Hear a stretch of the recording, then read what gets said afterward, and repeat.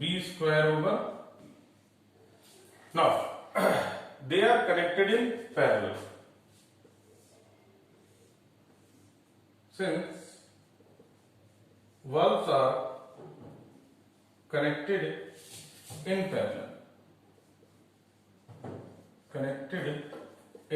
parallel, और अगर ये पैरेलल में कनेक्टेड है तो 1/r is equals to 1/r1 plus 1/r2 plus 1/r3, ये फार्मूला लगाया जा सकता है। ये क्लास 10 से हम लोग पढ़ते चले आ रहे हैं। तो इसको लगाइए, तो 1/r, तो ये हो जाएगा P2 अपॉन b स्क्वायर, ये हो जाएगा P1 ओवर b स्क्वायर, ये हो जाएगा P2 over b square plus P3 over b square. क्या करें, इसको b स्क्वायर की टर्म्स कैंसिल हो जाएंगी। ओके, कैसे, देखिए यहां से b स्क्वायर कॉमन लीजिए, कैंसिल कर दीजिए, तो हमारे पास पावर का जो फार्मूला आ गया P is equals to P1 plus P2 plus P3। तो ये जो पावर का फार्मूला आया है यहां पर, ये इफेक्टिव पावर है।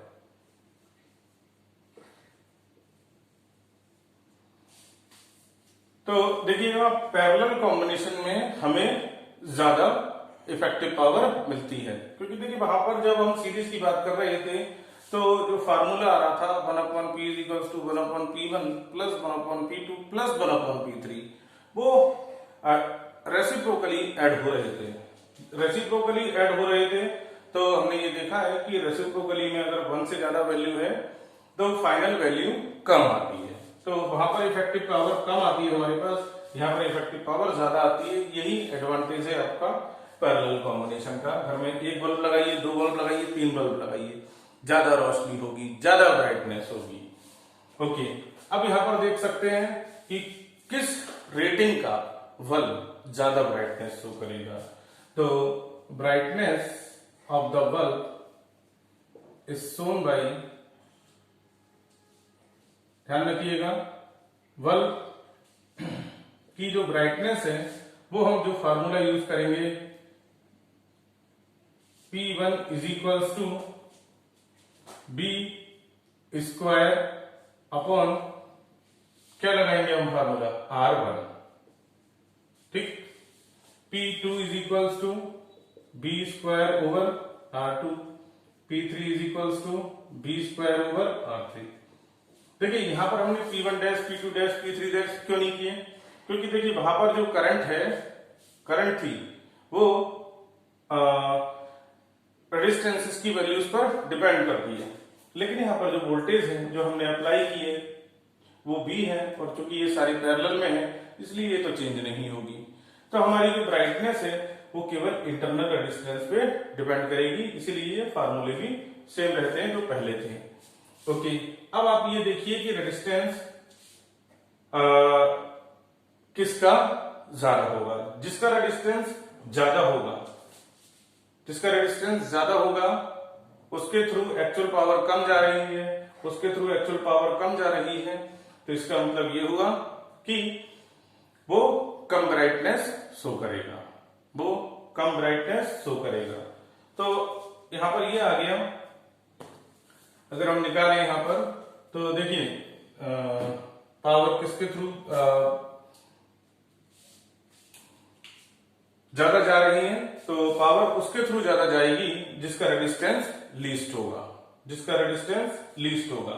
तो यहां पर अगर हम पावर रेटिंग के हिसाब से देखें तो देखिए अगर आपके पास कई बल्ब दे रखे हैं, 1 2 3, 3 बल्ब दे रखे हैं हमारे पास, और तीनों में से हमें उनके रेजिस्टेंसेस किसका मैक्सिमम है ये निकालना है। तो देखिए यहां पर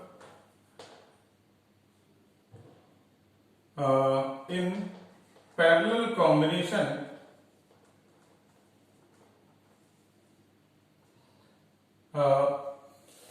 the bulb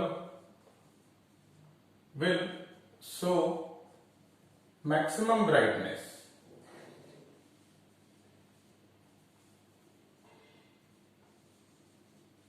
which has least resistance,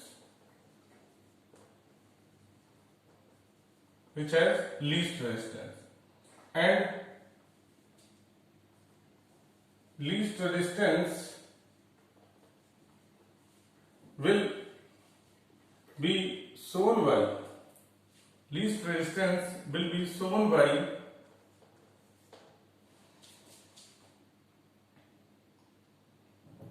maximum wattage पर।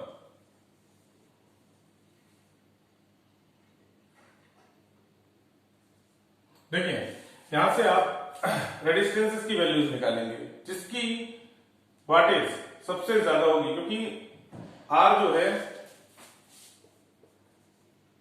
है पावर की इनवर्सली प्रोपोर्शनल है, यानी कि वाटेज के इनवर्सली प्रोपोर्शनल है, तो वो चीज फॉलो होगी। तो ध्यान दीजिएगा, जिसकी पावर मिनिमम होगी, जिसकी पावर रेटिंग मिनिमम होगी, वो ज्यादा ब्राइटनेस शो करेगा। सीरीज कॉम्बिनेशन में हमारे पास क्या था, सीरीज कॉम्बिनेशन में जिसकी पावर लीस्ट होती थी, जिसके पास लीस्ट वॉटेज होती थी, ठीक है, जिसके पास लीस्ट वॉटेज होती थी वो ज्यादा ग्लो करता था। यहां पर जिसकी वॉटेज मैक्सिमम होगी वो ज्यादा ग्लो करेगा। तो अगर क्वेश्चन को अगर हम चेंज करें, इफ 3 बल्ब्स और सबके रेजिस्टेंसेस हम दे रहे हैं, वो सबकी पावर रेटिंग दे रहे हैं 60 what, 100 what and 150 watt connected in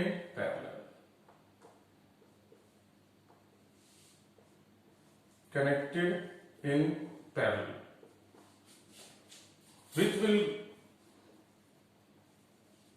glow more।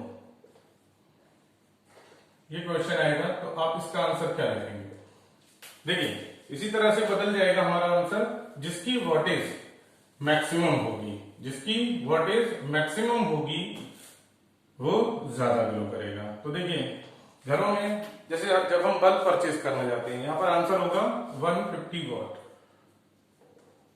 ज्यादा बैटरीज वाला बल्ब ज्यादा ग्लो करेगा, बल्ब ग्लो मोर। जैसे घरों में भी अगर हम कभी डोमेस्टिक पर्पस के लिए बल्ब वगैरह परचेज करने जाते हैं, तो हम उसकी पावर के अकॉर्डिंग एलईडी बल्ब वगैरह या जो भी बल्ब परचेज करते हैं उसकी वाटेज के अकॉर्डिंग बोलते हैं। अगर वो बोलता है कि यह 20 वाट का है तो ज्यादा ग्लो करेगा। वाटेज पैरेलल, चूंकि डोमेस्टिक पर्पस के लिए पैरेलल ही होते हैं, तो इसलिए हम डोमेस्टिक पर्पस के लिए हम लोग क्या करते हैं, या पैरेलल कॉम्बिनेशन के लिए हमेशा ज्यादा वाटेज के बल्ब यूज करते हैं, तो वो ज्यादा ब्राइटनेस शो करते हैं। ओके, तो आज हमने देखा सीरीज और पैरेलल कॉम्बिनेशन में, पैरेलल कॉम्बिनेशन में ज्यादा वाटेज वाली बल्ब ज्यादा ग्लो शो करते हैं, सीरीज कॉम्बिनेशन में लेस वाटेज वाले ज्यादा ग्लो करते हैं। एक ड्रॉबैक होता है वहां पर कि ज्यादा हीट डिसिपेट हो जाती है सीरीज में।